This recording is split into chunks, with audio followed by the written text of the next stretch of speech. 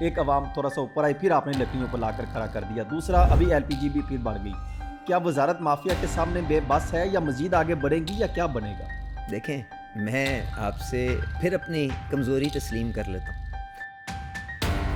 Tax تنخواہ دار طبقہ دے رہا ہے. حکومت دعویٰ کرتی رہی، FBR کرتی رہی، کہیں سے ان کو اور کوئی ٹیکس اکٹھا نہیں. پرچون کنٹرول میں نہیں آ سکے، ریٹیلر کنٹرول میں نہیں آ سکے، برآمد کنندگان ہیں کنٹرول میں نہیں آ سکے، اشرافیہ کنٹرول میں نہیں آ سکی. 4,980 ارب روپے کی سبسڈی دیتے کنٹرول نہیں کر سکتے. کھاد مافیا کو آپ پیسے دے رہے ہیں، ان کو کنٹرول نہیں کر سکے. اخراجات سرکار کے بڑھ گئے، ان کو کنٹرول نہیں کر سکے.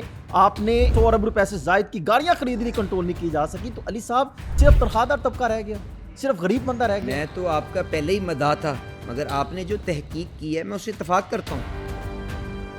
دیگر ممالک کی آپ مثالیں دے رہے ہیں کہ فلاں اتنے % ٹیکس ہے، فلاں اتنے % ٹیکس ہے. مان لیا آپ جتنے کہتے ہیں ہم ٹیکس دینے کو تیار ہیں. ٹیکس دیتے ہیں تو اس کے متبادل کچھ چیزیں بھی تو ملے نا. تعلیم، ہیلتھ اور بنیادی مسائل. موسمیاتی تبدیلی کا ٹاس لے کر آپ حکومت کو بار بار لے کے پھر رہے ہیں. ہر آپ نے پلیٹ فارم پر جا کے رولا ڈالا. سیلاب زدگان آئے، آپ لے کے باہر آپ نے کانفرنس کر لی. PDM کے دور میں مکاری بن گئے. آپ میرے سے ناراض کیوں رہے ہیں؟ عوام پوچھنا چاہتی ہے علی پرویز ملک صاحب بیٹھے ہیں، کوئی پیار محبت، کوئی خوشی کی خبریں سنائیں، کوئی بتائیں کہ ان کے گھروں کے مسائل حل ہو رہے ہیں. وہ صاف ظاہر ہے وہ مہنگائی سے کم ہوں گے. مہنگائی کم ہوگی، پیٹرول کم ہوگا تو ان کے حالات بہتر ہوں گے، چیزوں پہ فرق پڑے گا. مہنگائی تو شہباز شریف صاحب نے 40% سے 1% کے اندر لے آئے. یہ دعویٰ حکومت کرتی ہے. نہیں، دعویٰ حکومت نہیں کرتی. لیکن اگر فٹ پاتھ پر جا کے دیکھیں تو ان کے گھر کا بجٹ بنا کے حکومت دکھا دے مجھے. PDM-1 کے دور میں بھی سن رہے ہیں، نواز شریف کی حکومت تھی، مجھے یاد ہے میں ان کو کور کرنے گیا، اس ٹائم بھی یہ دعویٰ کر رہے تھے. عمران خان بھی یہ دعویٰ کرتا رہا سب کو ٹیکس نیٹ میں لے کر آنا ہے. کیا کریں گے؟ کس کو ٹیکس نیٹ میں لے کر آئیں گے؟ دعوے کرتے لے کر تو آپ آتے نہیں. اصل میں بالکل آج تک یہ کام نہیں ہوا. شہباز شریف صاحب نے دعویٰ کیا کہ 2025 کا بجٹ جو ہے وہ عوامی بجٹ ہوگا، اس سال آپ گزارا کر لیں. اب بتائیں اگلے مالی سال کیا لے کر آ رہے ہیں، کیا کرنے جا رہے ہیں؟ شہباز صاحب نے کہا ہے اگر کوئی شعبہ ٹیکس کے اندر اپنا حصہ نہیں دیتا اپنے حجم کے مطابق، اس کے پیچھے جو سخت ترین کارروائی ہے وہ ہونی چاہیے، کیونکہ اسی طریقے کے ساتھ ہم اپنا حساب پورا باندھ سکیں. IMF کی شرط اور اشرافیہ کیسے کیا کریں گے؟ درمیان میں حکومت ہے. IMF نے جو آپ سے بات کی ہے ان میں سے کوئی ایسی چیز نہیں ہے جس کو میں ایک معیشت کے طالب علم میں یہ کہوں کہ پاکستان کے مفاد کے خلاف ہے. منافع جو بھی کرتا ہے، چاہے حسن رضا ہو، چاہے علی رضا ہو، چاہے اللہ دیتا ہو، چاہے کوئی اور ہو، اس کو اپنی آمدنی اور اپنی حیثیت کے مطابق ٹیکس دینا ہوگا. اور اس کے ساتھ ساتھ ہمیں فضول کے جو اخراجات ہیں انہوں نے حکومت کے اوپر لادے ہوئے ہیں، جس کے اندر آپ جانتے ہیں بے پناہ کمپنی ہیں جو ہزاروں ارب کا سالانہ نقصان کرتی ہیں. ان سے چاہے اس میں PIA ہو، چاہے اس میں بجلی کی کمپنیاں ہوں، چاہے اس میں میرے شعبے کی کمپنیاں، ان سے چھٹکارا حاصل کریں گے تو آپ کا حساب بندھے گا. اگر حساب نہیں بندھے گا، نوٹ چھاپیں گے اور غریب آدمی کی زندگی جو آپ نے 70 سال میں اجیرن کی ہے اسی طرح اس کو اور مشکلات کا سامنا کرنا پڑے گا. 400 MMCFD کی مقامی گیس جو ہماری اپنی فیلڈوں سے نکلتی ہے، جس کی وجہ سے اٹک ریفائنری کو مجھے بند کرنا پڑا ہے کیونکہ وہ تیل بھی نکلنا بند ہو گیا ہے. یہ کتنا حجم بنے گا؟ کچھ نہیں میں بھی 300-400 ارب روپے کا فرق. یہ بتائیے گا کہ اطلاعات یہ آئی ہیں کہ لگ بھگ 2025-26 کے جو بجٹ ہے تقریباً 2000 ارب روپے کا اضافی ٹیکس لگے گا مختلف مدات میں. میں تو ادنا سا توانائی کا وزیر ہوں، لیکن معاشی ٹیم کا حصہ ہے حکومت کی. میں آپ کو حکومتی معاشی ٹیم کا حصہ ہے. میں آپ کو وزیر خزانہ صاحب کا نمبر دیتا ہوں. آپ نے بے پناہ اور اورنگزیب صاحب کا سب سے زیادہ تعلق آپ کے ساتھ ہے، یہ آپ تسلیم کرتے ہیں؟ آزاد بھی انہوں نے مجھے کیا دوسرے شعبے کے اندر. تو بسم اللہ الرحمن الرحیم. السلام علیکم. ہمارے ساتھ ایک ایسی شخصیت تشریف رکھتی ہیں جو حکومتی ٹیم کے ایک اہم ترین ممبر ہیں، بلکہ آپ یہ کہہ سکتے ہیں کہ وہ معاشی ایکسپرٹ کے طور پہ بھی دیکھے گئے. میں نے ان کی کچھ اجلاسوں میں بھی جا کے دیکھا کہ وہ کس طریقے سے حکومت کو مشورے دیتے ہیں، اور وزیر اعظم شہباز شریف صاحب خود ان کو بلا کر ان کے ساتھ 1 to 1 جو ہے وہ ملاقات بھی کرتے رہے، اور پھر کچھ بڑے فیصلے ان کے ساتھ کرنے کے بعد وہ اگلے دن ہم نے دیکھا کہ وہ کیبنٹ کے اجلاسوں میں باقاعدہ طور پہ ایک حتمی طور پہ اس کا اعلان بھی کیا جاتا رہا. بلکہ یہ میں سمجھتا ہوں کہ یہ ان کی شخصیت نہیں ہے، یہ نہیں ہے، یہ ان کا تعارف نہیں ہے کہ وہ حکومتی ٹیم کے ایک ممبر ہیں یا رکن ہیں یا وہ ایک وفاقی وزیر ہیں. میں یہ ان کا تعارف نہیں ہے. ان کا تعارف جو اگر میں آپ کو بتاؤں، جو میں نے خود گراؤنڈ پر جا کر دیکھا، وہ ہے عوام کے ساتھ لنک. اتنے سارے پریشرز میں، اتنے ساری سچویشن کے باوجود ایک طرف آپ پرائم منسٹر سے ملاقاتیں کر رہے ہوں اور دوسری طرف آپ ایک حکومتی معاشی ٹیم کا پارٹ ہوں اور تیسری طرف آپ نے کیبنٹ میں کچھ بڑے فیصلے لینے ہوں، کچھ عام اسائنمنٹس ملی ہوں اور اس کے ساتھ ساتھ عوام کے ساتھ کیسے جڑے رکھنا ہے، یہ بہت بڑی ایک کامیابی ہے۔ اور بلکہ یہ نہیں، ان کے والد صاحب ایک عظیم انسان تھے، مسلم لیگ نون کا ایک اثاثہ تھے، پاکستان کا ایک اثاثہ تھے۔ ہمارے ساتھ تشریف رکھتے ہیں جناب علی پرویز ملک صاحب۔ بہت شکریہ علی پرویز ملک صاحب۔ یہ جو میں نے بات کہی نا، یہ میں نے اس لیے کہی کیونکہ میں نے دیکھا کہ جس طریقے سے آپ نے اپنا ایک حلقہ بنایا اور پھر آپ سے حلقہ لے کے واپس کسی دوسرے آپ کو حلقے میں دے دیا گیا، بلکہ سب سے اہم ترین بات یہ تھی کہ جب پرائم منسٹر نے آپ کو کہا کہ آپ کیبنٹ کا حصہ بن جائیں تو آپ نے یہ کہا کہ میں عوامی نمائندہ نہیں ہوں اور میں آپ کے ساتھ نہیں شامل ہو سکتا، میں لڑ کے میدان میں آؤں گا، پھر حکومت کا حصہ بنوں گا، پھر آپ انتخاب جیتے اور پھر عوامی نمائندگی کرتے ہوئے آپ کیبنٹ میں پہنچے۔ دیکھیں حسن صاحب، آپ میرے بھائی ہیں اور آپ نے جن الفاظ کے ساتھ مجھے اور میرے والد صاحب کو یاد کیا، میرے پاس ان کا شکریہ ادا کرنے کے لیے نا آپ کے پاس الفاظ نہیں ہیں۔ گزارش یہ، ہم تو ادنا سے انسان ہیں، میرے والد نے بھی اور میں نے بھی صرف یہ کوشش کی ہے کہ پاکستان کی جس حیثیت میں بھی ہو سکے خدمت کر سکیں اور ایک پلیٹ فارم کے اوپر موجود رہ کے استقامت کے ساتھ اپنی بات کر سکیں۔ اور یقین مانیں، جتنی محبت، جتنی پیار میاں نواز شریف صاحب کی طرف سے، میاں شہباز شریف صاحب کی طرف سے ملا ہے، میرے پاس اس کا شکریہ ادا کرنے کے لیے بھی شاید الفاظ نہ ہوں۔ نہیں، مجھے وہ دن بھی یاد ہے کہ ایک طرف پاکستان پیپلز پارٹی آصف زرداری صاحب کرسچن کمیونٹی کو انگیج کر رہے تھے اور پورے بھرپور طریقے سے میدان میں تھے کہ ہم نے یہ ہر صورت انتخاب جیتنا ہے۔ آپ کو یاد ہے پوری مسلم لیگ نون ایک طرف تھی، بلکہ مسلم لیگ نون کے اندر موجود افراد آپ کو سپورٹ نہیں کر رہے تھے، وہ دوسری طرف بلاول بھٹو زرداری کو سپورٹ کر رہے تھے، آپ کی ان کے کینڈیڈیٹ کو۔ آپ کی معصومیت پہ میں صدقے جاؤں، آپ نے کہا کہ کس طرح سے وہ ان کو کرسچن کمیونٹی کو موبلائز کر رہے تھے۔ وہ موبلائز تو خیر کیا کر رہے تھے، وہ باقی مسلمان کمیونٹی کے ساتھ بھی کیا کر رہے تھے، وہ تو ایک میرے خیال سے تاریخ کا حصہ ہے۔ پیسے بانٹے جا رہے تھے، الزام تو لگتا تھا، چلیں چھوڑیں، بلکہ یہ بھی لگتا تھا کہ وہ غلط لگے تو پھر اس پہ انکوائری بھی آپ ہوئی جیسے تھی شاید۔ بھائیوں نے جن کو بے پناہ لالچ دی گئی، جنہوں نے اپنی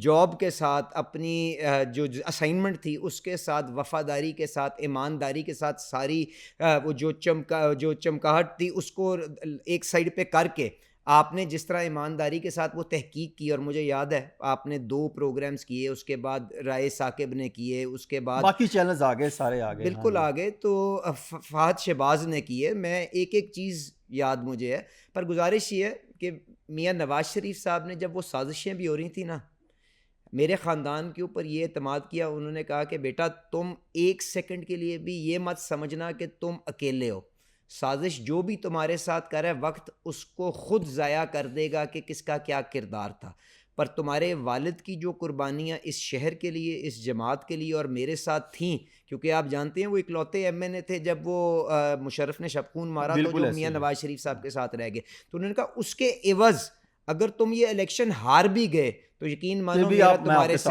ہاں، تو اس لیے اس سے بڑھ کے اور کیا اعتماد ہو سکتا ہے حسن بھائی کہ آپ کا قائد جو ہے آپ کے اوپر اتنے اعتماد کا اظہار کرے۔ جن میں نے یہ دیکھا علی بھائی، میں نے یہ دیکھا کہ جو کہتے ہیں نا موروثی سیاست، خاندانی سیاست چلتی آتی ہے، آپ میں شاید وہ دکھائی نہیں دی، کیونکہ آپ نے خود میدان میں اترے اور اپنا جو ہے اپنا حق لیا عوام کے ساتھ جڑ کر۔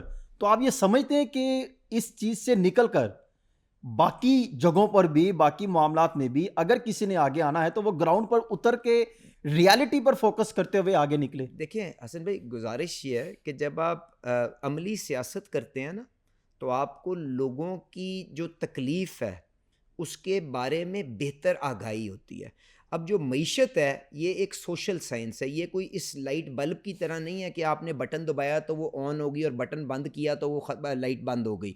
اس کے اندر آپ کو جو بھی تبدیلی، جو بھی اصلاحات لے کے آنی ہے، ان کو لوگوں کے اندر اس کی ایکسیپٹنس بھی پیدا کرنی ہے۔ تو اس لیے جب آپ عوام سے سیاست کر کے، عوام یا گراؤنڈ سے سیاست کر کے آتے ہیں نا، تو آپ کو شاید یہ اندازہ بہتر ہوتا ہے کہ عوام کی پلس کیا چل رہی ہے، آپ نے کون سی اصلاحات کے اندر کون سا سیکوینس آپ نے پہلے بہت بڑی کرتا ہے۔ بات کی، تو جب آپ ڈیرے پہ بیٹھتے ہیں عوام آپ کے پاس آتی ہوگی، کچھ نہ کچھ آپ ٹائم نکال کے سیٹرڈے سنڈے کو آپ اپنے بیٹھتے ہیں ڈیرے پہ، ہلکے کو ٹائم دیتے ہیں، تو عوام آتی ہے، آپ نے دیکھا نہیں وہاں پہ ان کے پاس بل پکڑے ہوتے ہیں، پھٹے ہوئے کپڑے، جوتی ٹوٹی ہوئی، اور آپ کے پاس آ کے کہتے ہیں کہ یہ ملک صاحب میں بل کیسے اتاروں، اور آپ اس معاشی ٹیم کا حصہ بھی ہیں، اس دیکھیں حکومت کو پریزنٹ بھی کرتے ہیں۔ حسن بھائی بالکل ٹھیک کہہ رہے ہیں، پر میں بالکل غیر جذباتی گفتگو کرتے ہوئے آپ سے کہوں گا کہ انہی جذبات کی لہر میں آ کے ہم نے جو پچھلے 70-80 سال میں فیصلے کیے ہیں، عوام کی فلاح کے لیے ہی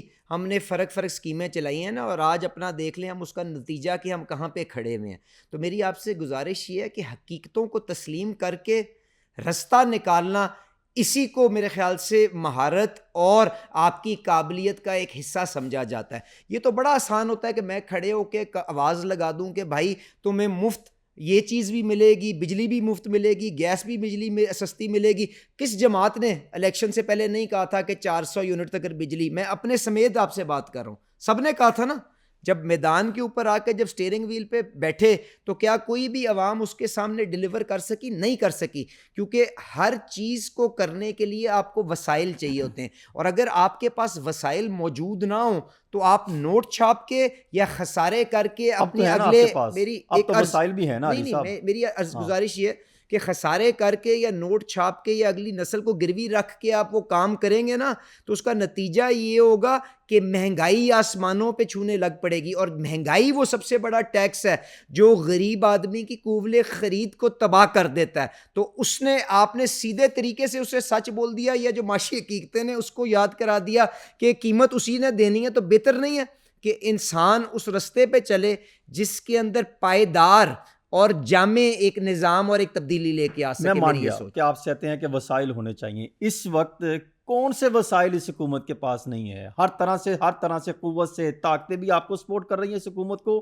وسائل بھی بھرپور ہیں، اخراجات بھی کھل کر رہے ہیں، ٹیکسز کی بھی برمار ہیں، IMF بھی آپ کہتے ہیں، آپ حکومت کا دعویٰ ہے کہ ہمارے ساتھ سپورٹ کر رہی ہے، چائنا بھی آپ کے ساتھ کر رہا ہے، امریکہ بھی آپ کے ساتھ کر رہا ہے، تو غریب عوام کے ساتھ کب اور کیسے کھڑے ہوں گے؟ دیکھیں، ایک تو بات یہ ہے کہ میاں شہباز شریف صاحب نے جب حکومت سنبھالی، چاہے PDM کے میں ادوار کی بات کر رہا ہوں، چاہے اب، مشکل ترین معاشی حالات سے انہوں نے پاکستان کے جو حالات ہیں یقیناً بہتر کیے ہیں۔ آج استحکام نظر آتا ہے، وہ جو دیوالیہ پن کی گونج تھی جو آپ کو ہر جگہ سنائی دیتی تھی، آج وہ کافی حد تک تھم گئی ہے۔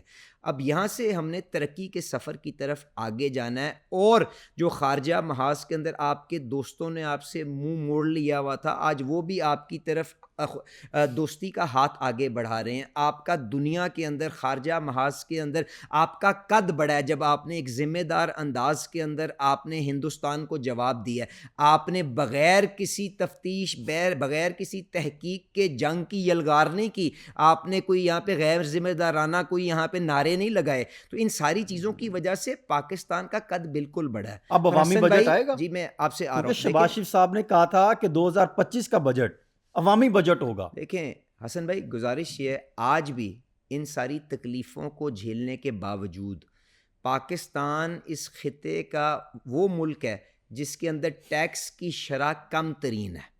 10-11% اپنی معیشت کا حصہ وہ ٹیکس اکٹھا کرتا ہے۔ اس کا یہ مطلب نہیں اخراجات ہے کم ہیں، اخراجات زیادہ ہیں، ٹیکس بھی کم ہے۔ جی، آپ کہہ رہے ہیں اخراجات بھی بڑھائیں اور ٹیکسز کی شرح بھی بڑھا میں دیں۔ آپ سے صرف گزارش یہ کر رہا ہوں، اس کے باوجود کہ ہم نے تنخواہ دار آدمی کے اوپر اور جو آپ کا ڈاکیومنٹڈ اکانومی کے اندر کام کرتا ہے اس کے اوپر بے پناہ ٹیکسوں کا بوجھ ڈالا ہے، پر اس کے باوجود بھی 10-11% اپنے معیشت کا حصہ جو ہے ہم نے اسے ٹیکس اکٹھا کیا ہے۔ ہندوستان 18% اکٹھا کرتا ہے۔ تو وسائل کی قلت تو ہے نا، اس کے بعد آپ 60% اپنا وسائل جو وفاقی حکومت اکٹھی کرتی ہے صوبوں میں دے دیتے ہیں، تو وفاقی حکومت کے پاس تو سود دینے کا پیسہ نہیں ہوتا، تو اس کے بعد ہر جو خرچہ انہوں نے کرنا ہے وہ قرض لے کے کرنا ہے۔ تو اس میں تنگی وسائل کی تو اپنی جگہ موجود ہے نا، پر جو آپ نے بات کی کہ کیونکہ مشکل ترین حالات سے نکلے ہیں، اب آپ نے بڑا ایک نقطہ چھیڑ دیا نا، آپ نے کہا تنخواہ دار طبقے کا اگر آپ دیکھیں تو سب سے زیادہ ریٹیلر ہو،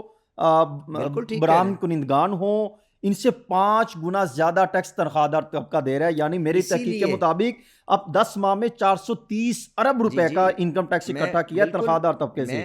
آپ مجھے یہ بتائیں کہ پیسہ ٹیکس تنخواہ دار طبقہ دے رہا ہے، حکومت دعویٰ کرتی رہی، FBR کرتی رہی، کہیں سے ان کو اور کوئی ٹیکس اکٹھا نہیں، پرچون کنٹرول میں نہیں آ سکے, ریٹیلر کنٹرول میں نہیں آ سکے, برآمدگان جو برآمد کنندگان ہیں کنٹرول میں نہیں آ سکے, اشرافیہ کنٹرول میں نہیں آ سکی, 4,980 ارب روپے کی سبسڈی دیتے کنٹرول نہیں کر سکتے, کھاد مافیا کو آپ پیسے دے رہے ہیں ان کو کنٹرول نہیں کر سکے, اخراجات سرکار کے بڑھ گئے ان کو کنٹرول نہیں کر سکے, آپ نے 100 ارب روپے سے زائد کی گاڑیاں خریدنی کنٹرول نہیں کی جا سکی. تو علی صاحب تو یہ کیسے صرف تنخواہ دار طبقہ رہ گیا, دیکھیں صرف غریب بندہ رہ گیا؟ میں تو آپ کا پہلے ہی مداح تھا, مگر آپ نے جو تحقیق کی ہے میں اسے اتفاق کرتا ہوں, میں اتفاق کر رہا ہوں. میں آپ سے گزارش یہ کر رہا ہوں, اسی لیے جو اس بجٹ کے اندر اولین کوشش ہوگی وہ یہ ہوگی کہ ٹیکس کا بوجھ ان شعبوں کے اوپر جو اپنی حیثیت سے کہیں بڑھ کے جنہوں نے اٹھایا ہوا ہے, جس میں تنخواہ دار لوگ ہو گئے اور جو فیکٹریاں اور جو کارخانے چلا رہے ہیں جن کی مجبوری ہے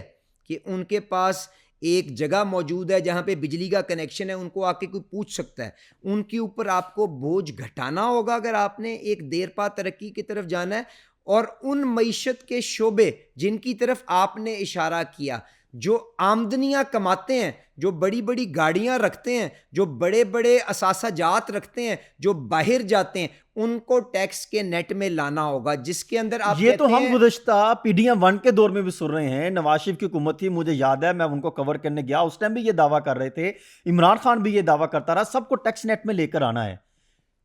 کیا کریں گے, کس کو ٹیکس نیٹ میں لے کر آئیں گے؟ دعوے کرتے ہیں, لے کر تو آپ آتے نہیں. حسن بھائی بالکل آج تک یہ کام نہیں ہوا, پر میں آپ سے گزارش یہ کروں گا کہ ہماری معیشت جس جگہ کے اوپر, جس نہج کے اوپر آ کے کھڑی ہو گئی ہے نا, جب 8-9 لاکھ بندہ روز کا پاکستان چھوڑ کے ہر سال جا رہا ہو, 119% اضافہ ہوا برین ڈرین میں ایک سال میں. میں تو آپ سے اتفاق کروں, میں اور آپ ایک بات کر رہے ہیں. ہمیں دیکھیں اگر مسئلے کا حل کرنا ہے تو پہلے حقیقت کو تسلیم کرنا ہوگا. تو میں تو آپ سے اتفاق کر رہا ہوں. اب گزارش یہ, وہ کیوں جا رہے ہیں, ان کی امید شاید ختم ہو رہی ہے, ان کے اوپر بوجھ اتنا زیادہ بڑھ گیا کہ وہ کہتے ہیں کہ میں باہر جا کے دبئی کے اندر اگر کوئی کام کر لوں تو شاید میں اپنے بچوں کا پیٹ زیادہ عزت دار انداز کے اندر میں پال سکتا ہوں. اس چیز کو ٹھیک کرنے کے لیے اب ہمارے پاس اور گنجائش نہیں ہے.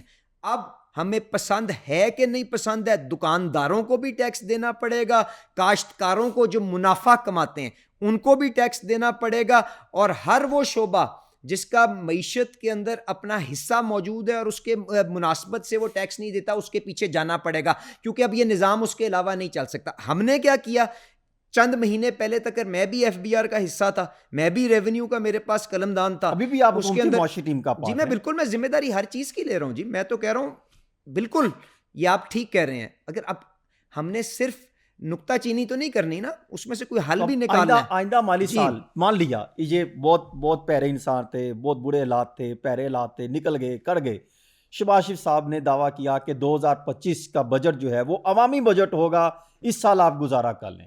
دیکھیں اب بتائیں اگلے مالی سال کیا لے کر آ رہے ہیں, کیا کرنے جا رہے ہیں؟ دیکھیں حسن بھائی, سب سے پہلے گزارش یہ ہے کہ ایک عام آدمی کے لیے سب سے بڑا ٹیکس, اور میں دہرا رہا ہوں بات کو, وہ مہنگائی کی شکل کے اندر ہوتا ہے. کہ اگر آپ کو 100 روپے آپ کی جیب میں ہے, پچھلے سال آپ 10 چیزیں خریدتے تھے, آج چیزیں اتنی مہنگی ہو گئیں کہ آپ کو اسی پیسے سے آدھی چیزیں خریدنے مہربانی آپ تسلیم کر رہے ہیں, حکومت تو تسلیم ہی نہیں کر رہی. سر کیوں نہیں کر رہی؟ آپ دیکھیں جب شہباز شریف صاحب نے حکومت تھامی تھی تو 40% مہنگائی تھی, آج 1% کے اندر آ گئی ہے. تو میں آپ سے جو بات کر رہا ہوں, ورلڈ بینک کی رپورٹ ہے کہ غربت بڑھ گئی ہے. سر بڑھ گئی ہے نا جی, بالکل بڑھ گئی ہے, کیونکہ قوت خرید ختم ہو گئی نا. پر آپ نے وہ جو سارے کا سارا جو طوفان تھا, قوت خرید کم ہوئی, مطلب غریب تو پھر رل گیا نا, مزید چلا گیا. جو جو درمیان میں تھے وہ تو چلا گیا, اشرافیہ کا گراف اور اوپر چلا گیا. بھائی مگر پہلے طوفان کے آگے بند باندھنا ہوتا ہے, آپ نے بند باندھ دیا. اب یہاں سے آپ نے آگے کا سفر, جو ترقی کا سفر ہے جس میں اس کی آمدنی کو بحال کرنا ہے, اس کی طرف جانا ہے. اب یہ فرمائیے کہ اگلے مالی سال میں کیا لے کر آ رہے ہیں؟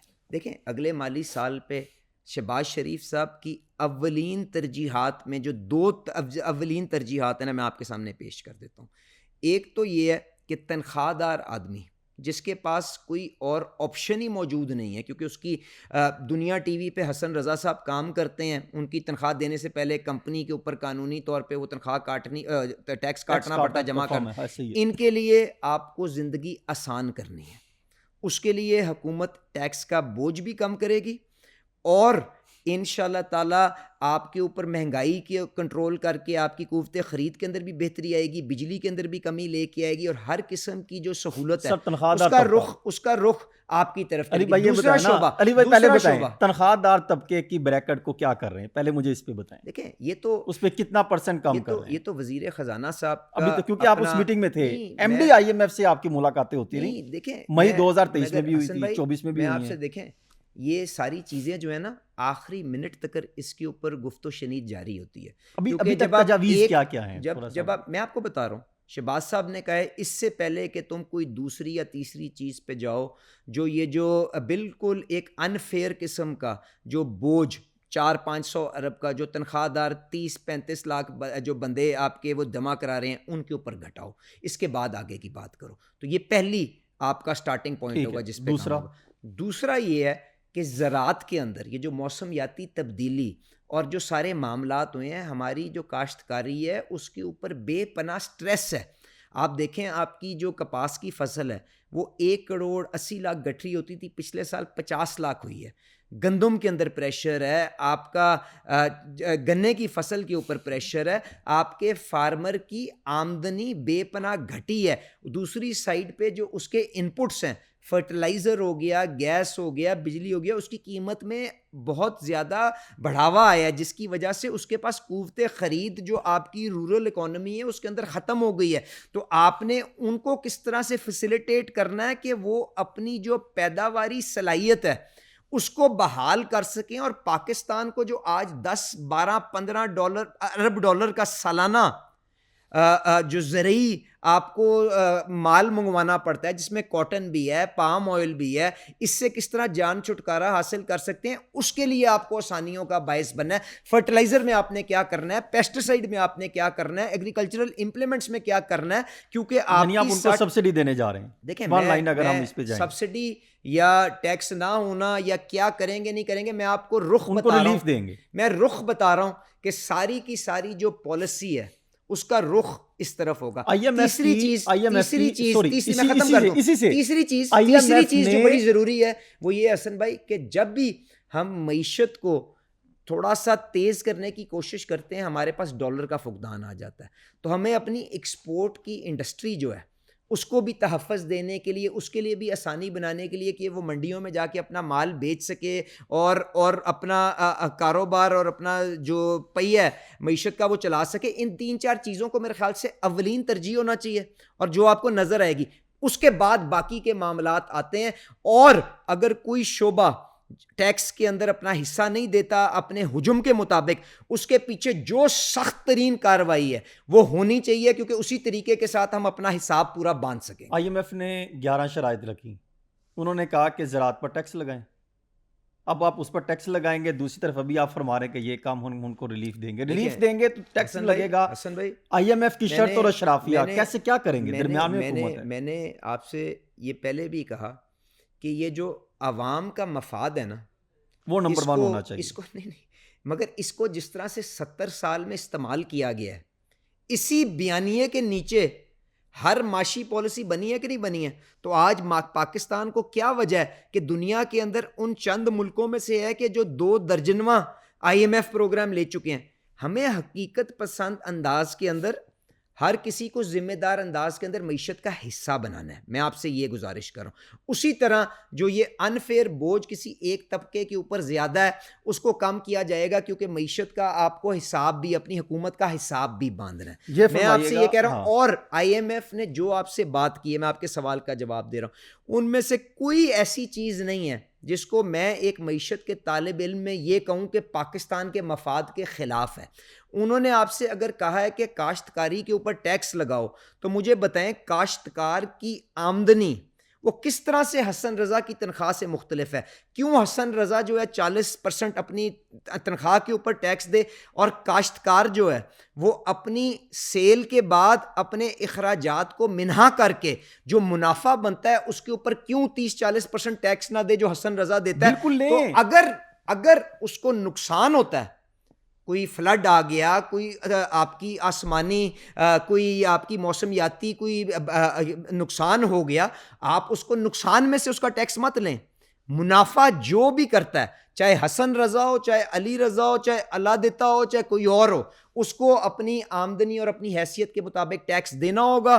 اور اس کے ساتھ ساتھ ہمیں فضول کے جو اخراجات ہیں انہوں نے حکومت کے اوپر لادے ہوئے ہیں، جس کے اندر آپ جانتے ہیں بے پناہ کمپنی ہیں جو ہزاروں ارب کا سالانہ نقصان کرتی ہیں. ان سے چاہے اس میں پی آئی اے ہو، چاہے اس میں بجلی کی کمپنیاں ہوں، چاہے اس میں میرے شعبے کی کمپنیاں، ان سے چھٹکارا حاصل کریں گے تو آپ کا حساب بندے گا. مجھے یہ اگر بتائیں- حساب نہیں بندے گا، نوٹ چھاپیں گے اور غریب آدمی کی زندگی جو آپ نے 70 سال میں اجیرن کی ہے اسی طرح اس کو اور مشکلات کا سامنا کرنا پڑے گا. مجھے یہ بتائیں، آج ٹائم بہت اہم ہے، میں حاضر رات ہوں. کو 12 میں بجے حاضر کے بعد میں حاضر ہوں.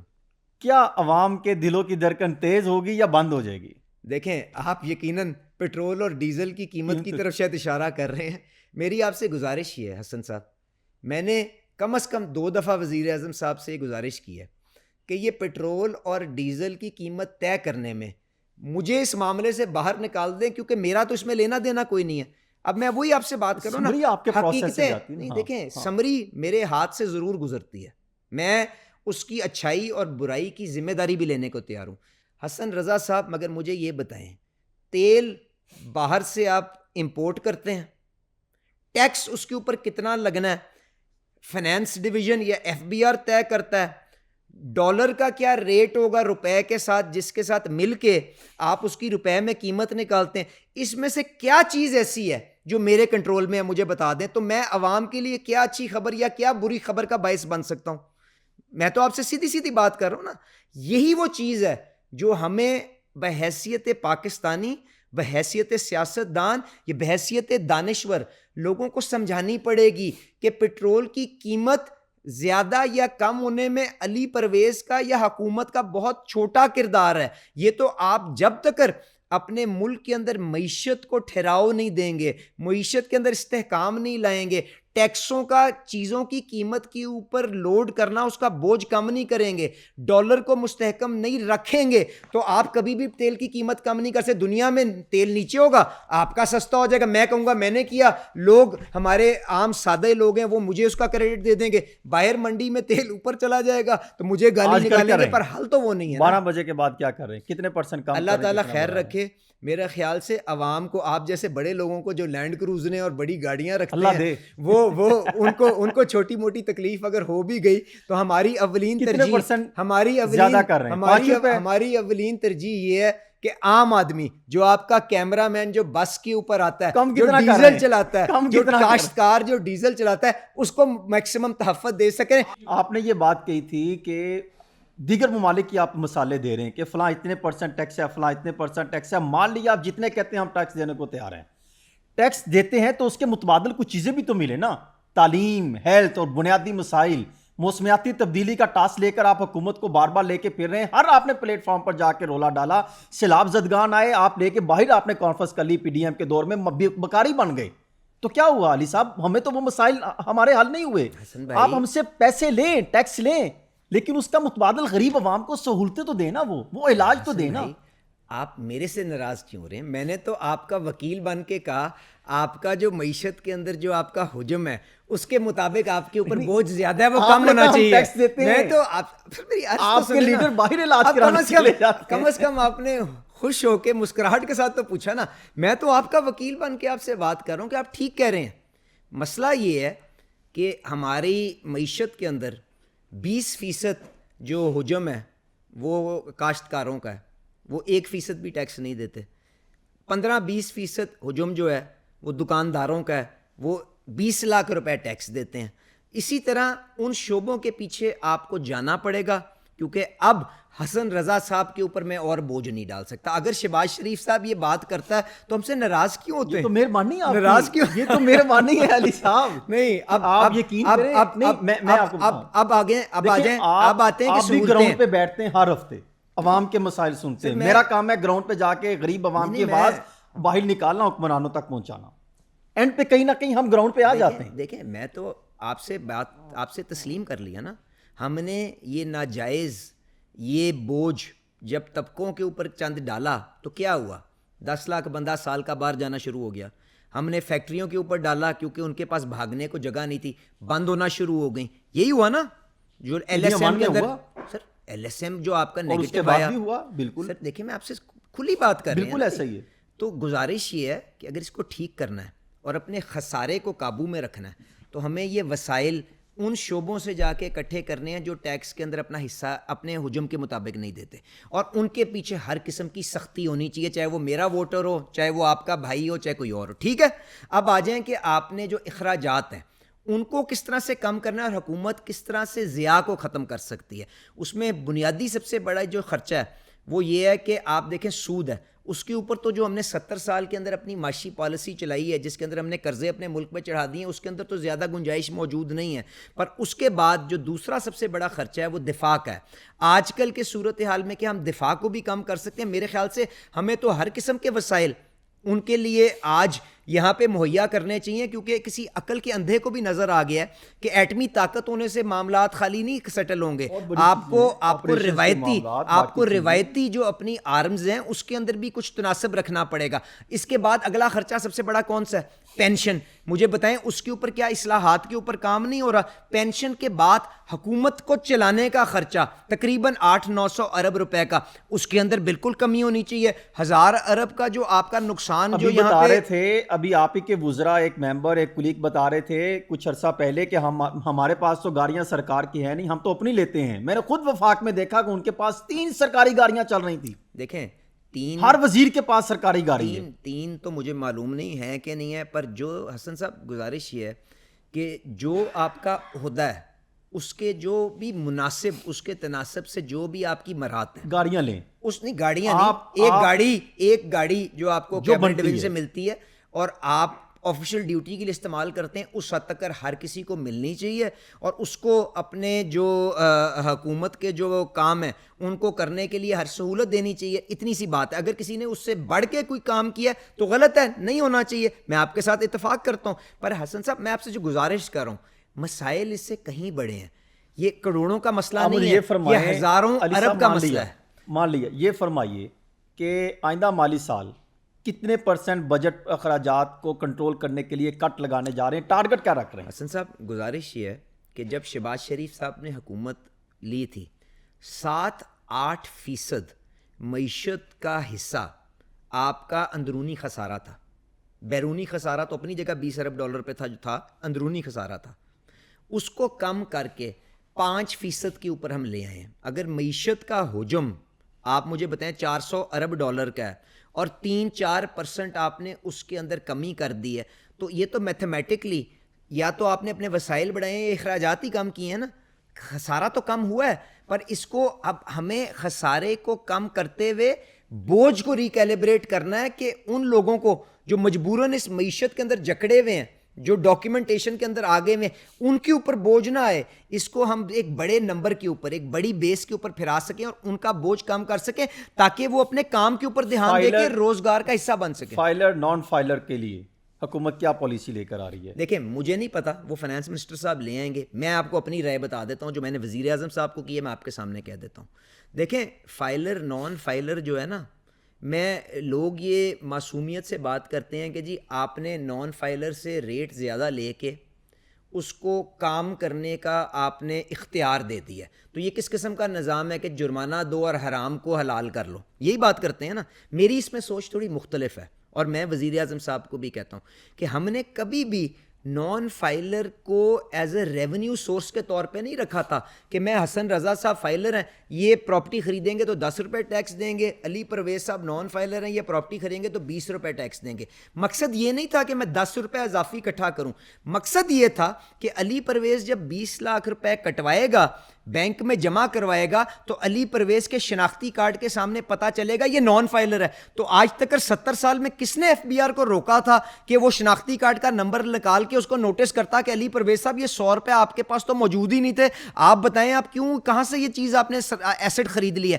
میری سوچ یہ ہے کہ ہمیں معیشت کو پہلے ہی سست رفی کا شکار ہے. آپ دیکھیں آپ کی گروتھ کوئی انڈیا کی طرح یا باقی کی معیشتوں کی تو کوئی طرح نہیں ہے. جکڑے مت, لوگوں کو کاروبار کرنے دیں.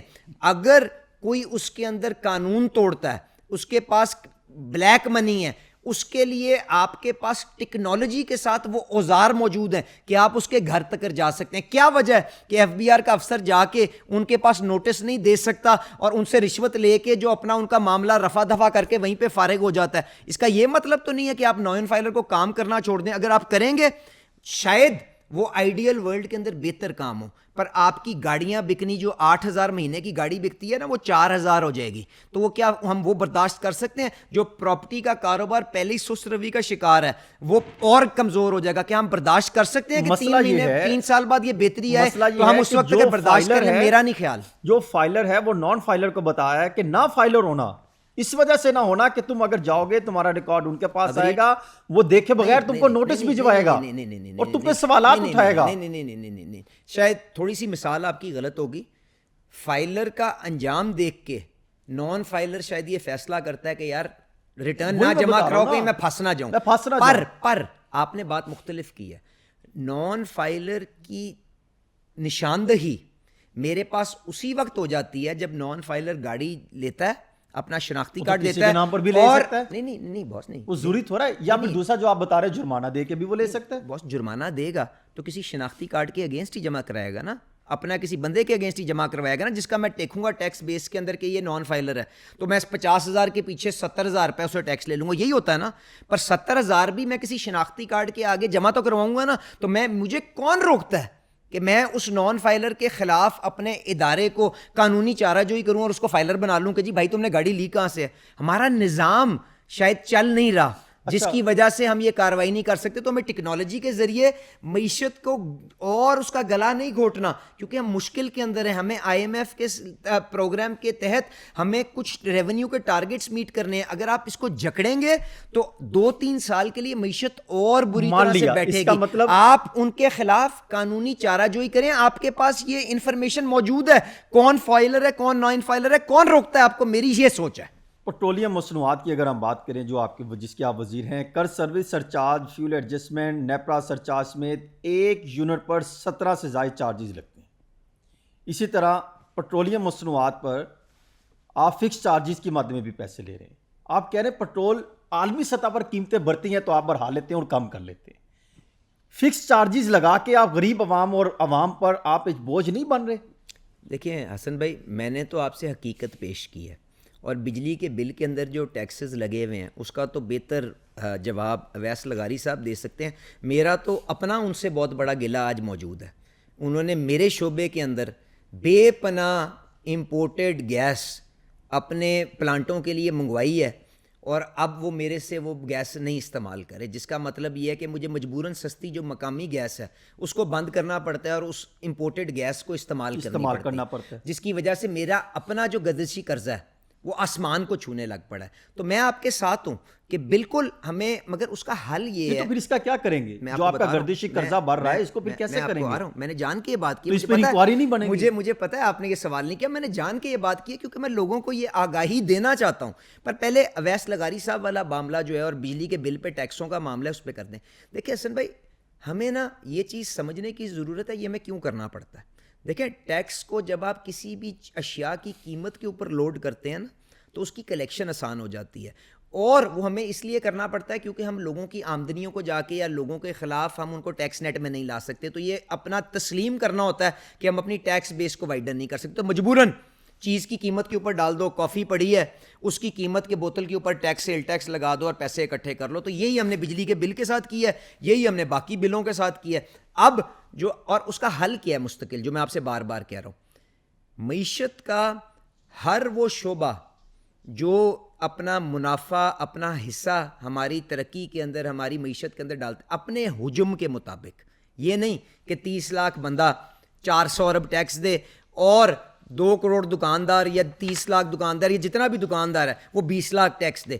اپنے حجم کے مطابق ٹیکس دے گا تو آپ کا یہ جو انڈائریکٹ ٹیکس کا بوجھ چاہے بجلی کے بل کے اوپر ہو چاہے کافی کی بوتل کے اوپر کم ہو جائے گا. یہی وہ مستقل حل ہے جس کی طرف ہم جانا چاہ رہے ہیں. اب آپ نے میرے گردشی قرضے کی بات کی. دیکھیں پہلی بات تو یہ ہے کہ آپ کو یہ سمجھنے کی ضرورت ہے, میں اپنے بھائی اویس لغاری صاحب کو اور وزیر اعظم صاحب کی موجودگی میں نے یہ بات کی ہے کہ دیکھیں پی ایس او سے آپ نے جو یہ امپورٹڈ ایندھن منگوایا ہے اپنے پلانٹ چلانے کے لیے.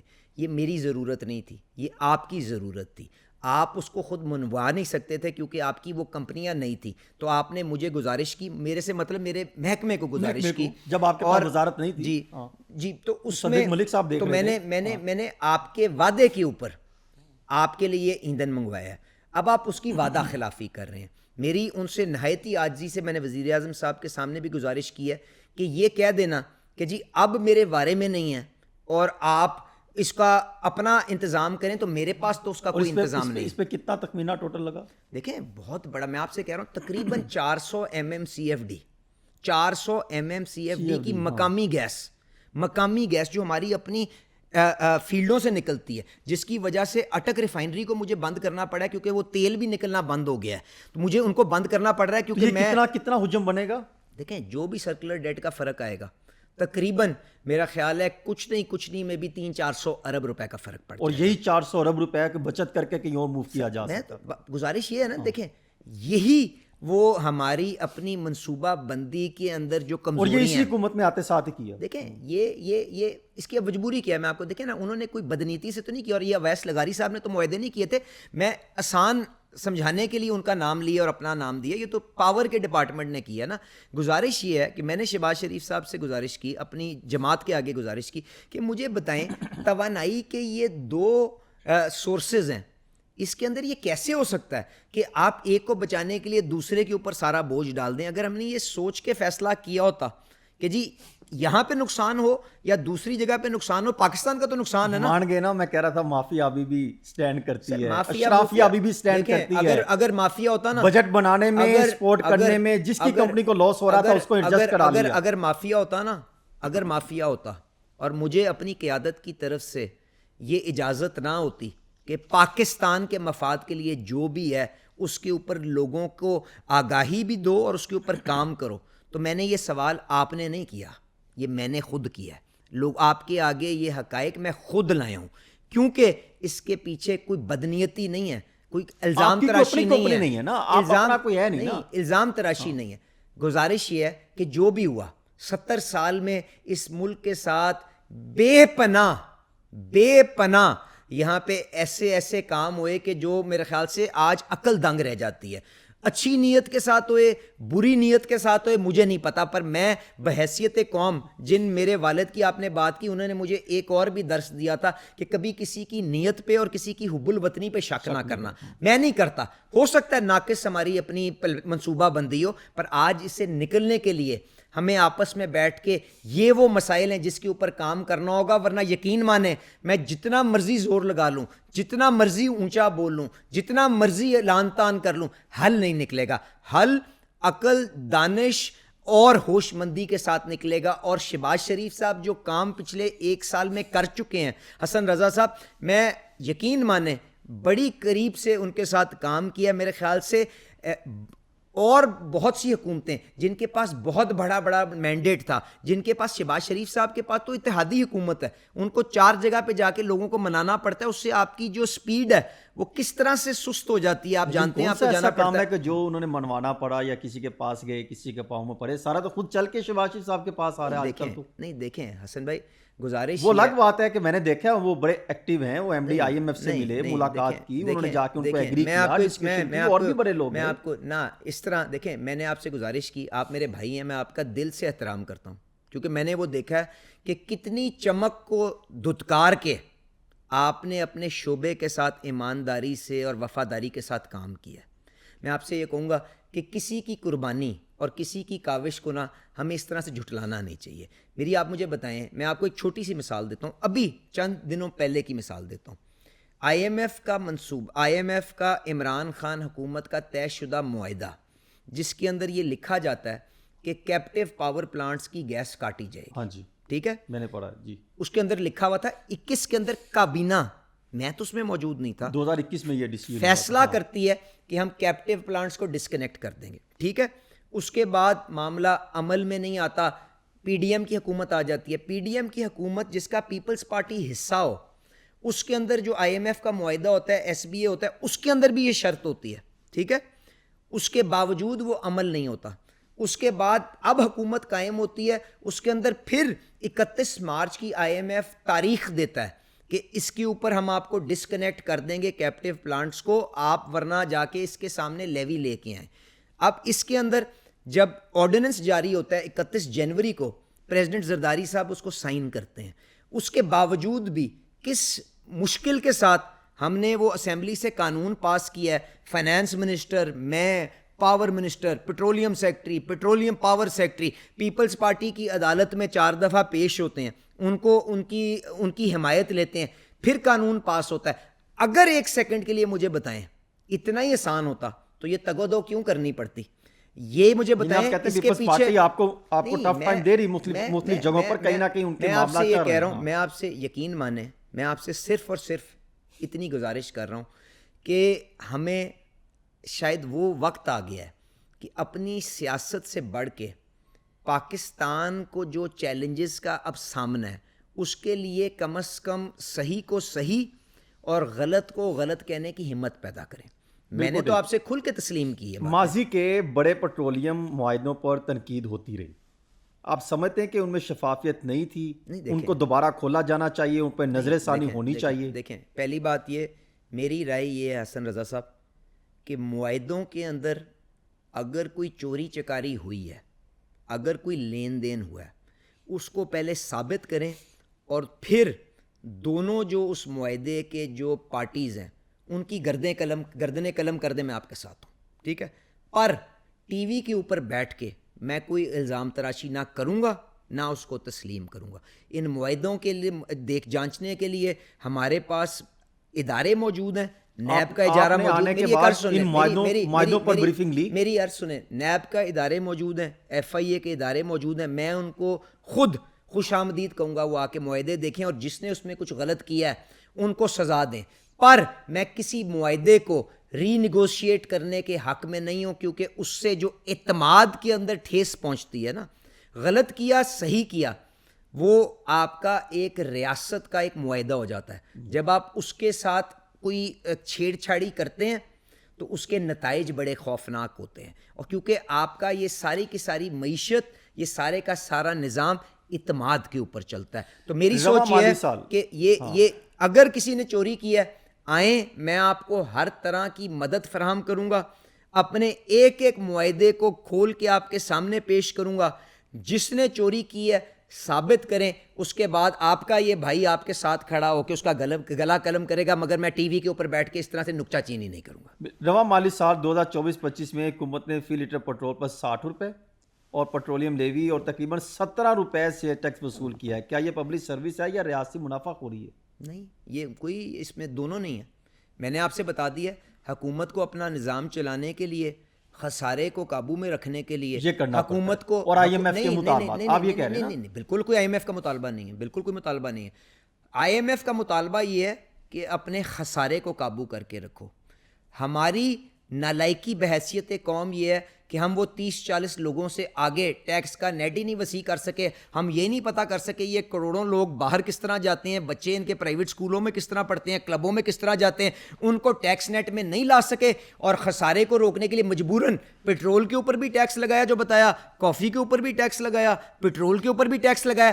اور اگر نہ لگاتے تو خسارے اور زیادہ آسمانوں کو باتیں کر رہے ہوتے, اور ہم وہی 40-50% کی مہنگائی میں ہوتے, جس میں آپ کو کوئی اپنے تنخواہ کے عوض کوئی چیز بھی آپ خرید نہ سکتے. تو اس لیے اس نظام کو چلانے کے لیے اب اصلاحات کے علاوہ اور کوئی رستہ نہیں ہے. آئندہ مالی سال کیا اصلاحات لے کر آ رہے ہیں؟ دیکھیں, آپ وزارت پیٹرولیم کے حوالے سے اگر ذرا بتائیں. دیکھیں, میں آپ کو, اچھا بالکل ٹھیک ہے جی, جو معاشی سطح کے اوپر جو اصلاحات ہو رہی ہیں اس کے اوپر ہلکی سی میں نے جھلک دی, پھر کبھی آپ کے ساتھ بیٹھیں گے, آپ کو بتا دیں گے. اپنے شعبے کی جو آپ بات کریں, دیکھیں میرے عوام کو فائدہ کتنا مل رہا ہے یہ بتائیے. عوام پوچھنا چاہتی ہے, علی پرویز ملک صاحب بیٹھے ہیں, کوئی پیار محبت, کوئی خوشی کی خبریں سنائیں, کوئی بتائیں کہ ان کے گھروں کے مسائل حل ہو رہے ہیں. وہ صاف ظاہر ہے وہ مہنگائی سے کم ہوں گے, مہنگائی کم ہوگی, پیٹرول کم ہوگا تو ان کے حالات بہتر ہوں گے. چیزوں پہ مہنگائی تو شہباز شریف صاحب نے 40% سے 1% کے اندر لے آئے ہیں. یہ دعویٰ حکومت کرتی ہے. نہیں, دعویٰ حکومت نہیں کرتی, لیکن اگر فٹ پاتھ پر جا کے دیکھیں تو ان کے گھر کا بجٹ بنا کے حکومت دکھا دے مجھے. نہیں, بالکل ٹھیک ہے. تکلیف میں بھی عوام میں رہتا ہوں, آپ نے جو کہا بے پناہ تکلیف ہے, مان لیا, پر جھٹلائیں حقیقت کو مت, مہنگائی لیکن کے اوپر ریالٹی قابو. اچھا مان لیا 1% حکومت کر رہی ہے نا. سوال کا جواب نہیں, میں میرے ساتھ آئیں باہر چلتے ہیں, ہم دیکھ لیتے ہیں کسی بھی غریب کا, لاہور کا کوئی علاقہ آپ سلیکٹ کر لیں, میں آپ کے ساتھ. میں نے مان لیا سر, میں نے مان لیا کہ لوگوں کی زندگی مشکل ہے. میں کہہ رہا ہوں مگر حقیقتوں کو مت جھٹلائیں. بجلی بھی سستی ہوئی ہے, پچھلے سال کا بل نکال لیں, آج اپنا سل نکال لیں. 5 روپے مزید اگر وہ, آپ کو پتا ہے وہ کیپ بھی ختم کر رہا ہے, آئی ایم ایف نے مطالبہ کیا, اگر کیپ ختم کرتے ہیں حسن بھائی, 3.21 سے ختم کرتے ہیں, کا معاہدہ کیوں پڑھتے ہیں؟ اگر وہ کیپ ختم کریں گے تو آپ 10 روپے لگا سکتے ہیں غریب پر. میری عرض تو سنیں, بجلی بھی سستی ہوئی ہے, میری عرض سنیں, مہنگائی بھی کم ہوئی ہے, میری عرض سنیں, پیٹرول بھی اسی وزیر اعظم نے تقریباً 70-80 روپے کم کیا ہے.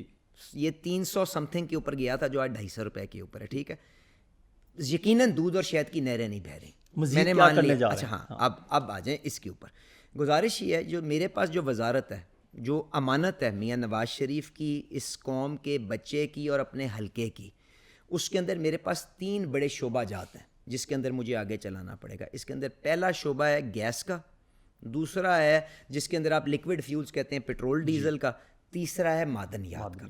گیس کا میں نے آپ کو بتا دیا, میرے ملک کو بے پناہ نقصان ہو رہا ہے کہ میں ایندھن اپنا جو مقامی گیس ہے اس کو نہیں استعمال کر پا رہا ہوں, جس میں 100 ارب روپے کا سالانہ نقصان ہو رہا ہے. مجھے اس مسئلے کو ٹھیک کرنا ہے. اگر میں نے اس مسئلے کو ٹھیک نہ کیا, مجھے مجبوراً, کیونکہ اپنا خسارہ گردشی قرضے کے اوپر کنٹرول رکھنا ہوگا, مجھے گیس کی قیمتوں کو مہنگا کرنا پڑے گا. کتنا کر رہے ہیں؟ نہیں, میں نہیں کر رہا نا, میں اسی لیے تو کہہ رہا ہوں. کتنا کر رہی سر نہیں, ابھی نہیں کر رہے نا, کوئی فیصلہ نہیں ہوا.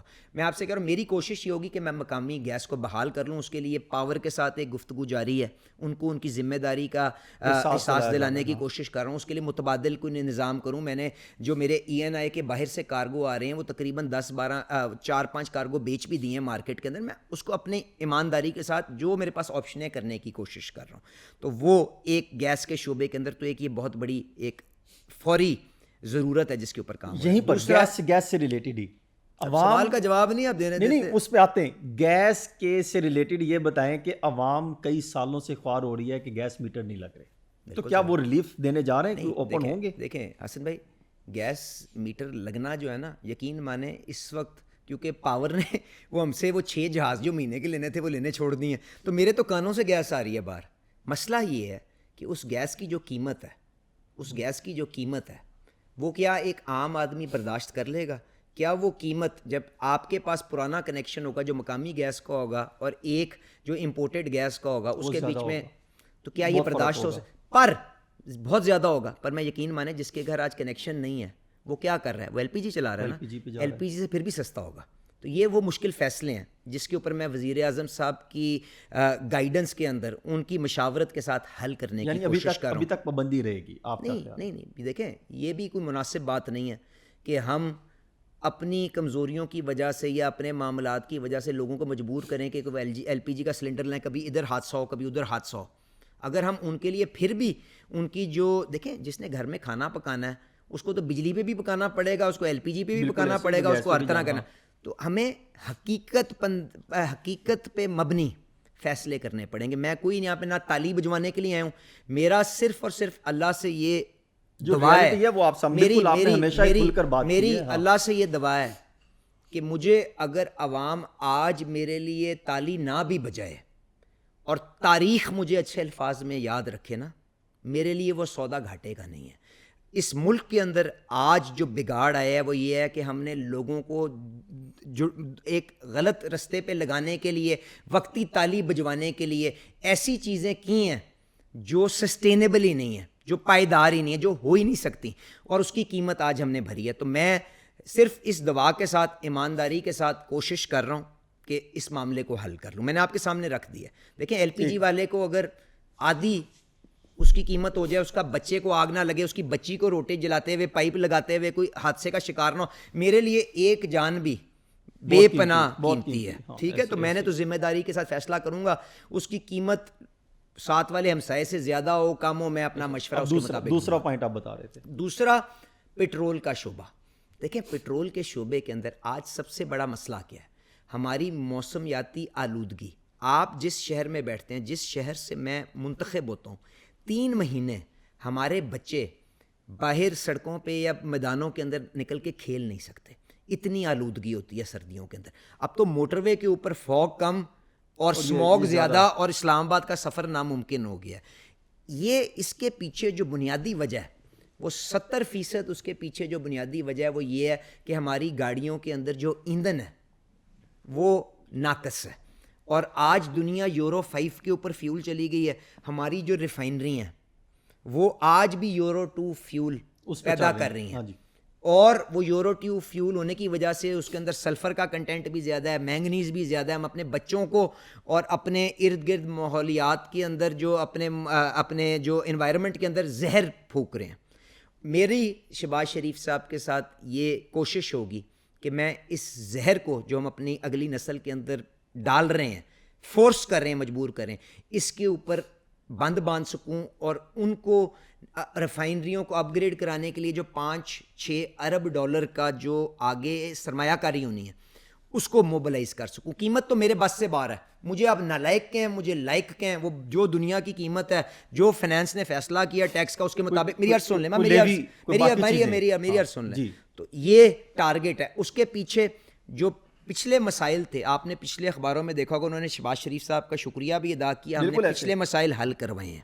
اب آگے اس بجٹ کے اندر جو ہماری مشاورت ہے وہ جاری ہے. جو ایک آدھی جو رکاوٹ اس کے اندر ہے اگر وہ دور ہو جاتی ہے تو میں نے ان ریفائنریوں کے پیچھے ڈنڈا لے کے، اگر میں ان کا وکیل بن کے ان کے مسائل حل کر رہا ہوں تو اپنی عوام کے لیے اپنے حلقے میں دروغے والے جائیں، وہاں پہ لوگوں کے گھروں کے اوپر اتنی راکھ کی سطح بن جاتی ہیں کہ وہ سفید شلوار قمیض کالی ہو جاتی ہے شام کو جب آتے ہیں حلقے کے اندر لنگس کے اندر بچوں کے کیا ہو رہا ہے وہ تو ایک علیحدہ معاملہ ہے نا. بظاہراً بھی یہ ساری تکلیف آتی ہے. لوگ کوئی ٹائر جلا رہا ہے، کوئی کچھ اور کر رہا ہے. اس کے اوپر ڈنڈا لے کے ان سے پھر وہ ریفائنریاں اپ گریڈ کروانی ہے تاکہ ہماری جو یہاں پہ صحت کے مسائل جو بڑھ رہے ہیں. ہسپتال بنانا تو بہت آسان ہے. مجھے بتائیں کیا اس بیماری کو روکنا یا اس کا علاج کرنا کون سا صحیح رستہ ہے؟ تو ہم تو اس کے اوپر چل کے ان معاملات کو حل کرنے کی کوشش کریں گے. تیسرا شعبہ جو ہے معدنیات کا، اس کے اندر آپ نے دیکھا ہے ریکو ڈک کی ایک بہت بڑی انویسٹمنٹ جو تقریباً $6 بلین کی، اور وہ جو منرل جو معدنیات کی کانفرنس کروائی جس میں شہباز شریف صاحب آئے، آرمی چیف صاحب آئے، سب نے آ کے وہاں پہ کیا. اس کے اندر ہم ایک معیار سیٹ کرنے کی کوشش کریں گے کہ پاکستان کے اندر جو علاقے کا غنڈہ یا بڑا ہے وہ وہاں پہ بدماشی کے ساتھ معدنیات نکال کے بیچے نا، وہ ایک قانون کے تحت، ایک ضابطے کے تحت، ایک میکنائزڈ انداز کے اندر آگے لے کے چل سکیں کہ نقصانات بھی کم ہوں اور ریاست کو اور مقامی آبادیوں کو، کیونکہ ان کی یہ وسائل ہوتے ہیں، صوبوں کے یہ وسائل ہوتے ہیں، ان کو فیسیلیٹیٹ کر کے علاقوں کی شکل بدل سکیں، چاگی کی شکل بدل سکیں جہاں پہ ہم بیرک گولڈ کے ساتھ مل کے بدلنے کی کوشش کریں. تو یہ 3-4-5 بڑی چیزیں میں نے ایک مثال آپ کو ہر شعبے کی دی ہے. گا کہ پاکستان میں تیل ذخیرہ کرنے کی صلاحیت صرف 20 سے 25 دن کی ہے. کیا یہ نیشنل سیکورٹی رسک نہیں؟ اور نئی ذخیرہ گاہیں کب بنے گی؟ اس کے لیے کیا کوئی بڑے فیصلے لیے جا رہے ہیں؟ خالی یہ نہیں ہے، میں آپ کو اس سے زیادہ پریشانی کی بات بتاتا ہوں. یہ تو قانون میں لکھا ہوا ہے کہ آپ کو OMCs جو ہیں وہ 20 دن کی ہیں. میں نے اوگرا کو بلا کے پوچھا کہ کیا ساری OMCs جو آپ نے پرچون کے مطابق آپ نے OMCs کھول دی ہیں؟ پہلے تو آپ جب بڑے ہوئے PSO تھی، شیل تھی، کیلٹیکس تھی، آج تو آپ ہر چوک کے اوپر آپ کو نئی کمپنی ملتی ہے. کسی نے بیٹھ کے یہ کرنے کی کوشش کی ہے کہ یہ کیا 20 دن کا اپنے پاس ذخیرہ رکھتی ہیں کہ نہیں رکھتی ہیں، یا یہ وہ ایران سے جو سمگل ہو کے ڈیزل آتا ہے اس کو بیچتی ہیں؟ تو پہلے تو یہ 20 دن ہی پورا کروا لوں میں. تو پھر اوگرا نے کیا جواب دی؟ سر وہ جو میری ذمہ داری ہے، آپ نے مجھے ذمہ داری دی ہے. اگر 70 سال میں کسی نے نہیں پوچھا تو آپ بھائی کے لیے دعا کریں کہ ہم وہ معاملات کو طے کرے بغیر ایمانداری کے ساتھ عوام کے مفاد کے اندر وہ کام آگے لے کے چل سکیں. اس کا جواب اوگرا کو دینا پڑے گا، اپنی کارکردگی کا جواب دینا پڑے گا، اور انشاءاللہ تعالی شہباز شریف صاحب نے بھی اس بات کا نوٹس لیا ہے. میری سربراہی میں کمیٹی بنائی ہے، ہم ان کو ہر قسم کے وسائل دیں گے، پر ان کو اپنی ایمانداری کے ساتھ ذمہ داری پوری کرنی پڑے گی، کیونکہ بالکل ٹھیک کہہ رہے ہیں یہ نیشنل سیکیورٹی رسک ہے. اگر آپ جو آپ کے ذخیرے ہیں ان کو پورا نہ کریں اور اس کے بعد ہم نے اس کو بڑھانا کس طرح، میں تو کہہ رہا ہوں 20 دن بھی شاید نہ نکلے. یہ ہمارے لیے سب سے بڑا چیلنج ہے اس وقت. LPG کی قیمت میں حکومت کی ناکامی سے 2024 میں 65 روپے فی کلو اضافہ ہوا تھا، وہ بھی گیس کی 323 فیصد اضافہ کیا PDM1 کے دور میں. گیس الحمدللہ پھر غریب وہ کہتا ہے گیس چلانا بند, پھر لکڑیوں پہ چلا گیا. ایک عوام تھوڑا سا اوپر آئی, پھر آپ نے لکڑیوں پہ لا کر کھڑا کر دیا. دوسرا ابھی LPG بھی پھر بڑھ گئی. کیا وزارت مافیا کے سامنے بے بس ہے یا مزید آگے بڑھیں گی یا کیا بنے گا؟ دیکھیں میں آپ سے پھر اپنی کمزوری تسلیم کر لیتا ہوں. مجھے بتائیں کہ نہیں آپ تو اب ہیں نا, آپ تو چند ماہ پہلے ہیں. میں کہتا ہوں جی اگر آپ میرے پہ غصہ نکال کے یا ہم اس بحث سے کوئی اصلاح کا پہلو نکال لیں, میرے لیے وہ گھاٹے کا سودا نہیں ہے. میں آپ سے گزارش یہ کر رہا ہوں کہ LPG کا جو کاروبار ہو رہا ہے اور جتنی ہزاروں کے حساب سے کمپنیاں بنی ہوئی ہیں, جی کیا اتنی مقامی LPG ہمارے پاس موجود ہے؟ نو. تو کہاں سے آ رہی ہے؟ آپ امپورٹ کر رہے ہیں یا کہاں سے آ رہی ہے؟ مافیاز ہیں پورے. تو سر تو ماشاءاللہ پہلے ان کی تو پکڑ کریں نا.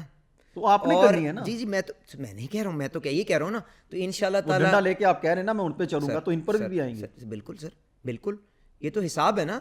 آپ نے جو لائسنس دیے ہیں, دیکھیں اب یہ آپ سے میں تو سیدھی بات کر رہا ہوں سر, یہ آپ نے جو اتنا آسان کر دیا. مجھے بتائیں نا, آپ اس چیز کا جواب دیں کہ جب آپ چھوٹے تھے تو کیوں 3-4 کمپنیاں خالی ہوتی تھیں پیٹرول کی؟ کیوں اتنا مشکل تھا کہ علی پرویز اپنی آئل مارکیٹنگ کمپنی نہیں بنا سکتا تھا؟ کیوں تھا؟ کوئی وجہ تھی نا, کوئی دانش تھی, کوئی سوچ تھی. آج جب وہ اسمگلنگ اور اسمگلڈ تیل آ رہا ہے جس کے اندر 100 روپے کا وہ ٹیکس کی چوری کا بھی آپ کو فائدہ ہے, تو وہ کہاں سے بک رہا ہے؟ وہ کون سے چینل ہیں جہاں سے استعمال ہو رہا ہے؟ تو کن لوگوں نے اس ملک کے ساتھ یہ زیادتیاں کروائی ہیں نا, مجھے بتائیں. ان کی اب تحقیق اور تفتیش کرنی پڑے گی اور ان کے آگے بند باندھنا پڑے گا. اگر آپ نے نہ باندھا تو اب یہ عوام آپ کو معاف نہیں کرے گی, کیونکہ وہ ناجائز اپنی حیثیت سے بڑھ کے بوجھ تنخواہ دار ہو چاہے کوئی اور طبقہ ہو اٹھانے کو تیار نہیں. کتنا لاس ہو رہا ہے خزانے کو؟ دیکھیں اب یہ بھی اسمگلنگ کا کتنا 380 سے 400 ارب روپے کا لگ بھگ ایک تخمینہ چل رہا ہے چیزیں. کیونکہ اسمگلنگ کا اندازہ ہی ہو سکتا ہے, وہ 100 ارب کے اندر ہے. تو ایران کے حوالے سے آپ کیا کرنے جا رہے ہیں؟ سر میں کچھ نہیں کرنے جا رہا ہوں. دیکھیں میں نے سرکار کیا کرنے جا رہی ہے؟ میں تو کمزور سا آدمی ہوں, میں تو آپ سے سیدھی بات کر رہا ہوں کہ آج آپ کے پاس ڈیجیٹل سلوشنز موجود ہیں کہ ریفائنریوں سے کتنا تیل آ رہا ہے. آپ کے پاس یہ ڈیجیٹل ٹیکنالوجی موجود ہے کہ باہر سے آپ نے تیل کتنا منگوایا. آپ کے پاس یہ ٹیکنالوجی موجود ہے کہ کس ڈیپو میں کتنا گیا. آپ کے پاس یہ ٹیکنالوجی موجود ہے کہ ہر لوری کے اندر کتنا ٹرانسپورٹ ہوا. آپ کے پاس یہ ٹیکنالوجی موجود ہے کہ ہر نوزل سے کتنا لیٹر نکلا. آپ کے پاس یہ ٹیکنالوجی موجود ہے کہ ہر پیٹرول پمپ کے اوپر CCTV کی کیمرہ لگ جائے. اس کے باوجود بھی آپ 400 ارب کی چوری کروا لیں تو پھر اللہ ہی ہمارے پہ رحم کرے نا. یہ بتائیے گا کہ اطلاعات یہ آ رہی ہیں کہ لگ بھگ 2025-26 کے جو بجٹ ہے تقریباً 2000 ارب روپے کا اضافی ٹیکس لگے گا مختلف مدات میں. سر میں تو ادنا سا توانائی کا وزیر ہوں, لیکن معاشی ٹیم کا حصہ ہے حکومت کی. میں آپ کو وزیر خزانہ صاحب کا نمبر دیتا ہوں. آپ نے بے پناہ موقعوں کے اوپر اورنگزیب صاحب کا سب سے زیادہ تعلق آپ کے ساتھ ہے, یہ آپ تسلیم کرتے ہیں؟ سب سے زیادہ پوری کیبنٹ میں چلیں, پر آزاد بھی انہوں نے مجھے کیا دوسرے شعبے کے اندر. وہ کسی اور دن آپ کو کہانی سنائیں گے. دیکھیں شاید لوگوں کو میری یہ عادت پسند نہیں ہے کہ میں سیدھی بات کرنے میں بلیو کرتا ہوں, اور میرا یہ ایمان ہے کہ اگر آپ نے کسی مسئلے کو حل کرنا ہے تو اس کا آغاز اس کمزوری اور اس گنجائش کو تسلیم کرنے سے ہوگا. میں ایک ادنا سا ورکر ہوں میاں نواز شریف کا, ایک ادنا سا ورکر ہوں میاں شہباز شریف کا. میرے لیے سارے لوگ قابل عزت قابل احترام ہیں, پر میرے لیے پاکستان کا جو اپنا مفاد ہے وہ اولین اہمیت رکھتا ہے. اس کے لیے جو مجھے سمجھ آئے گی میں وہ بات کروں گا, آپ کے ٹی وی پہ بھی کروں گا, اپنی قیادت کے اوپر کروں گا. اور میں دونوں ہاتھوں سے سلوٹ کرتا ہوں اپنی قیادت کو, میاں نواز شریف صاحب کو بھی اور شہباز شریف صاحب کو, جنہوں نے میری اس فضول کی گفتگو کے باوجود اتنی گنجائش, اتنا ٹائم اور اتنا حوصلے سے سنتے ہیں اور اس کے اندر سے کوئی اصلاح کا پہلو نکالنے کی کوشش کرتے ہیں. جو آپ کے جو ریسرچر ہیں, جو آپ کی ٹیم ہے یا خود جو پڑھتے ہیں, اس میں بڑا ایک اچھا اور ایک وزن دار گفتگو ہوتی ہے. رواں مالی سال کوئی پڑھنا پڑھنے کا کام ختم ہو گیا, آپ نے جس کام پہ لگا دیا اب تو لوگ ہی آپ کو خود ہی پڑھا دیتے ہیں. آپ جیسے دوستی روز رات کو 8 سے لے کے 10 بجے تک انسان ہے.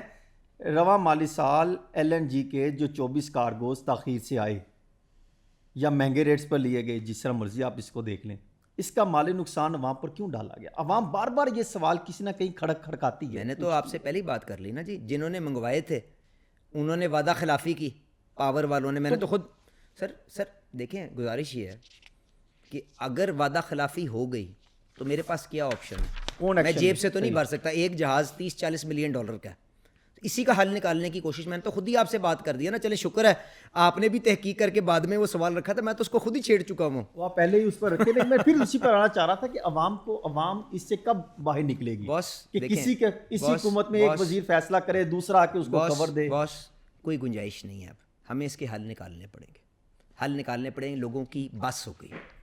میں 1 دن ہوں, 10 دن ہوں, 100 دن ہوں, کوشش کروں گا اللہ تعالیٰ اس میں برکت ڈالے اور اس میں سے کوئی رستے نکالے. یہ میری آپ سے وعدہ ہے. ایک سوال ابھی صرف ایک ہی رہ گیا, آخری رہ گیا. آگے تو آپ نے کئی چیزوں کے بات گما لیا, کوئی بات کر لی, کچھ چیزیں کر لیں. بٹ کوئن کی بہت زیادہ باتیں ہو رہی ہیں یار. یہ میں توانائی کا وزیر ہوں, آپ مجھے یہ بتائیں بٹ کوئن کے ساتھ میرا کیا تعلق ہے؟ آپ اس اجلاس میں موجود تھے جہاں پہ یہ ڈیسیژن ہو؟ نہیں تو غلطی یہ کہ مجھے اس اجلاس میں موجود نہیں ہونا چاہیے تھا, یا کیا مسئلہ ہے میرا؟ ایک تو وہ بتائیے نا کہ آپ 24 روپے فی یونٹ ان کو بجلی دیں گے. دوسرا یہ بتائیں, ایک طرف آپ کہتے ہیں کہ تجارت غیر قانونی ہے, حکومت خود سارا کچھ کر رہی ہے. نہیں دیکھیں, اب دو پہلو ہیں بٹ کوئن کے. پہلی بات یہ اگین, حسن صاحب میں آپ کا کیونکہ دل سے احترام کرتا ہوں. آپ بڑے بھائی ہیں, آپ کی محبت. میں اپنی رائے نہیں, میں وہ محبت اپنی جگہ, ٹی وی پہ کھڑا ہو کے اس لیے کہہ رہا ہوں کیونکہ میں نے آپ کو اس چمک کو دھتلاتے دیکھا ہے. جب بڑے بڑوں کی میں نے سجدہ ایک بڑے سیاستدان سے لڑائی ہوتے ہوئے چاہیے آپ. چلے کوئی مسئلہ نہیں, اللہ خیر کرے. اللہ نے جو عزت دینی ہے کوئی روک نہیں سکتا. اچھا گزارش یہ ہے سر کہ میں آپ کو اپنی رائے بتا رہا ہوں. دیکھیں اس کو قانونی, ایک تو یہ ہے کہ اس کو قانون اس کے لیے بنانا ہے کہ نہیں بنانا. دیکھیں وہ تو کیونکہ ساری دنیا کر رہی ہے تو اب تو وہ تو بنا رہے ہیں, وہ تو ایک علیحدہ مسئلہ ہے. میری اس کے اوپر سوچ کیا ہے؟ میری اس کے اوپر سوچ یہ ہے کہ پاکستان کو اپنی ساری توانائی کا رخ ان شعبوں کی طرف کرنا چاہیے جس کے اندر اس کی عوام کو روزگار میسر ہو سکے. تو مجھے تو فرینکلی نہ اتنی ٹیکنالوجی کا پتہ ہے نہ کچھ پتہ ہے مجھے, مگر یہ ضرور پتہ ہے کہ 5 سینٹ کی بجلی اگر میں فیکٹریوں کو دے دوں تو میں ایکسپورٹ $30 بلین کی $60 بلین کر سکتا ہوں, اور مستقل بنا پہ کر سکتا ہوں, اور اس کے اندر میں لوگوں کو بھی اندر کھپت کر سکتا ہوں. مجھے کام کا پتہ نہیں ہے, میں اس کو اچھائی کہوں برائی کہوں مجھے معلوم نہیں ہے. اور اب تو آپ نے اس کی پالیسی بنائیں گے, جب میرے سامنے آئے گی. میری تو رائے یہی ہے. بہت شکریہ علی پرویز ملک صاحب, thank you very much. Very kind sir.